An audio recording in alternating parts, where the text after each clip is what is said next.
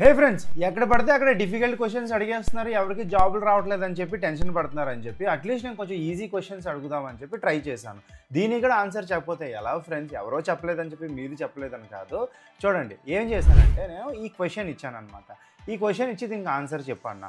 ఓ చెప్పలేదన్నానని చెప్పి అనుకున్నారు కదా, ఆ అబ్బాయి ఇది ఆన్సర్ చెప్పాడు. వెరీ సింపుల్ సార్, మీరు ఒక ఫంక్షన్ రాశారు, ఆ ఫంక్షన్ని మీరు ఇక్కడ కాల్ చేసి దానికి దీన్ని ఒక ఇన్పుట్గా పంపిస్తున్నారు, ఆ పారామీటర్ లెంత్ చెక్ చేస్తున్నారు. సో డెఫినెట్గా ఆన్సర్ అన్డిఫైన్డ్ వస్తుంది అన్నాడు. Yes, cannot read property of undefined అన్నారు. ఇప్పుడు నేను ఏం చేశాను, సరే దీన్ని మనం ఎలా హ్యాండిల్ చేయొచ్చో చెప్పు అని. అప్పుడు ఆ అబ్బాయి బాగా ఆలోచించి దీన్ని హ్యాండిల్ చేయడం ఏంటంటే, నేను ఈ ఎర్రర్ని అవాయిడ్ చేయాలనుకుంటున్నాను ఎలాగని. చూడండి ఫ్రెండ్స్, ఇలాంటి సినారియోస్ మనకి రియల్ లైఫ్లో చాలా యూస్ఫుల్ అవుతాయి. అందుకే మనకి ఇఫ్ స్టేట్మెంట్ ఎక్కువ వాడాలి. Okay, if statement for example మీరు ఇక్కడ చూసుకుంటే, నేను ఇక్కడ ఇఫ్ స్టేట్మెంట్ ఏముందో ఒక దాంట్లో ట్రూ ఉంటుంది, ఓకే, ఇంకో దాంట్లో ఫాల్స్ ఉంటుంది అనమాట. ఫాల్స్లో నాకు ఎర్రర్ ఏం కావాలో పెట్టుకోవాలన్నమాట.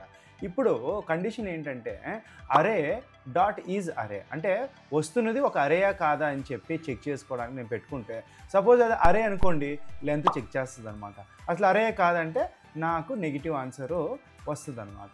ఓకే, ఇక్కడ చూడండి నాకు ఆన్సర్ వచ్చింది నాట్ అన్ అరే. అండ్ ఇప్పుడు దీన్ని నేను పాజిటివ్ చేయాలంటే ఎలాగా? యాక్చువల్గా ఇన్పుట్లో నేను ఇక్కడ పుష్ప, కల్కి అండ్ కాంతారాని ఇచ్చాను.